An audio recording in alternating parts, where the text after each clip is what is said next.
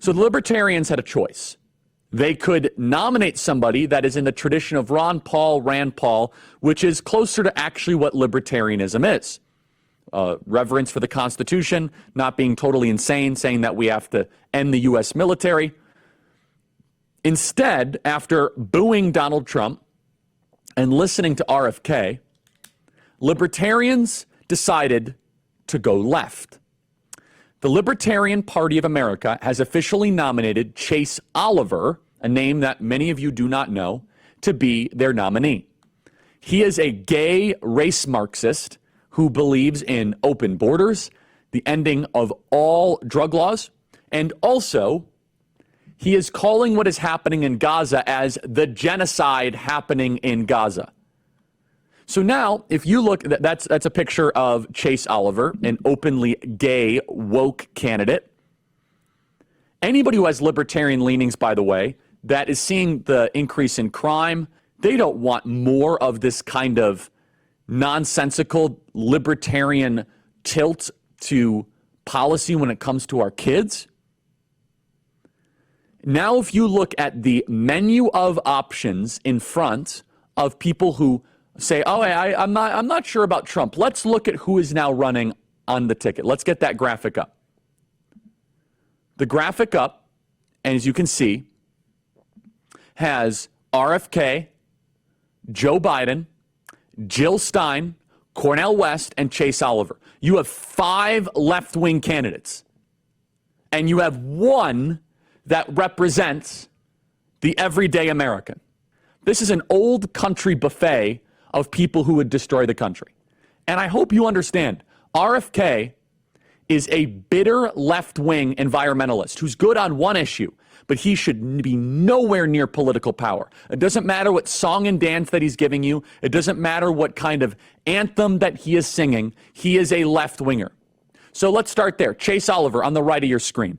Open borders. He literally has a tweet recently where he has said that one of the best ways to advance American prosperity is by open borders. He believes in no borders. Okay, next, Cornel West, who his entire mantra and his campaign is all about ending the war in Gaza, restricting funding to Israel. He's about reparations. He is a race Marxist. Next, you have the earth worshiper, Jill Stein. Jill Stein is a radical environmentalist, wants to get rid of all fossil fuels. She is running under the Green Party ticket. Next, of course, is Joe Biden, who is destroying and ruining the country on a daily basis. Just in the last couple weeks, Joe Biden has given you enough reason not to vote for him. From his taxpayer-funded student loan bailout package, from his inability and his unwillingness to secure the southern border, from reinstituting the trans nonsense when it comes to Title IX. Joe Biden is far from a candidate who loves the country. Joe Biden is a traitor to America. And then RFK. So if you are an anti-Trump vote, it's important to remember that in 2020, it was only Biden v. Trump. It was Biden v. Trump. There was no Chase Oliver. There was no Cornel West. There was no Jill Stein. There was no RFK. So Donald Trump in this current landscape needs to get anywhere between 38 to 44%, where a plurality, not even a majority, very well might determine the winner. More about Chase Oliver. Let's show 27 up on screen. The candidate for the Libertarian Party is a drag queen sympathizer. Here he is with a drag queen during Pride Month, which is, goodness gracious, coming up. Get ready, everybody. Hope you're ready. Here is Chase Oliver insisting why he thinks drag queens want to read to children. This is the nominee that the Libertarian Party put forward. Play cut 30. Why do you think that the drag queens want to read to children? Because I think that they are performance artists and they want to be able to have different levels of performance art. It's the same reason as why do the Wiggles sing to children? Because they want to have a marketplace to kids. Mm-hmm. That is not inherently sexual. There is inherently sexual drag. And you're not going to convince me. I mean, I'm not going to defend otherwise. There absolutely is. But there's also the ability to perform as a man in a wig without being sexual. And that is what this is. And I guarantee you. Yeah. Keep doing that. Keep doing the pro-drag thing as the Libertarian Party. Dave Smith, who is a very smart man. I want to have him on the program at some point.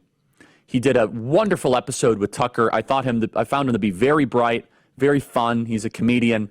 I obviously don't agree with him on everything. He is a libertarian. I am not. But he's very honest. Dave Smith is an honest man. Dave Smith came out he's more of a Milton Friedman type is what I was going to say. Dave Smith is much more of the tradition of a Milton Friedman libertarian.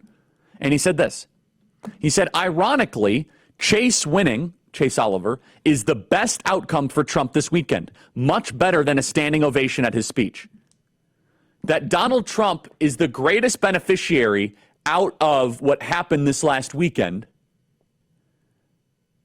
not because of what happened or didn't happen with his speech, but instead how they decided to nominate a pro-drag, anti-Israel, not just anti-Israel, but saying that we need to end the genocide, parroting the most fringe talking points. Play cut 41. The only national candidate, RFK won't, Joe Biden won't, Donald Trump won't, but I'm saying right now, end genocide, ceasefire now, and support peace around the world. No more proxy wars.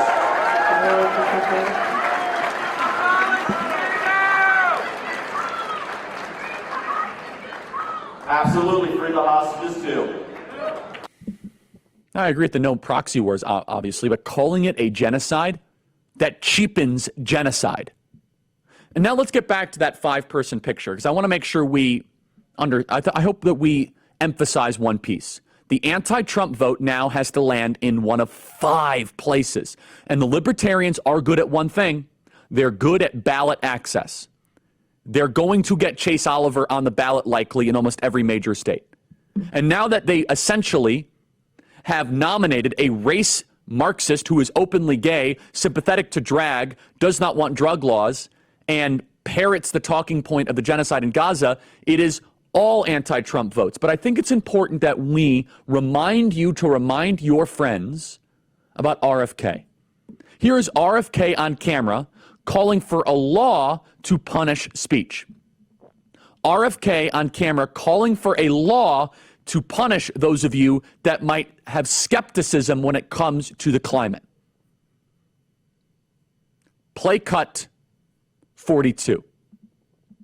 Against all the evidence of the rational mind are saying that global warming doesn't exist, that they are contemptible human beings, and that, I wish that there were a law you could punish them under. I wish that there was a law you could punish them under?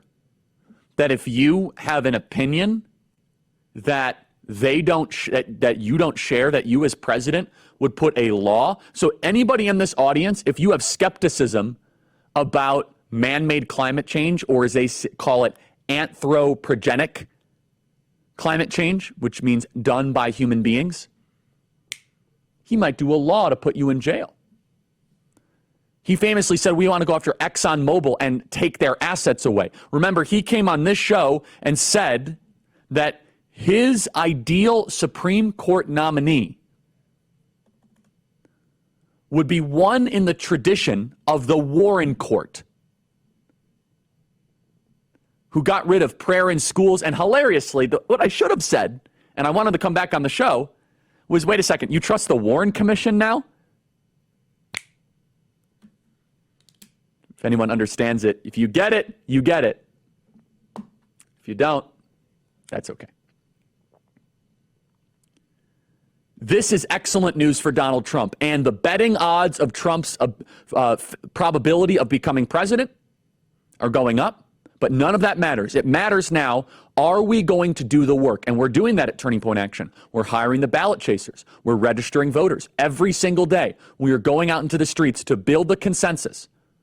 But if you go back to that graphic, now there is one populist nationalist running who believes in conservative values and 5 left-wingers. 5 left-wingers. 5 on 1. 5 left-wingers and 1 conservative. 1 America First candidate and 5 ideologically driven zealots. And it's going to split the vote if they're able to get on the ballot, if they're able to get ballot access, which looks more and more like they will.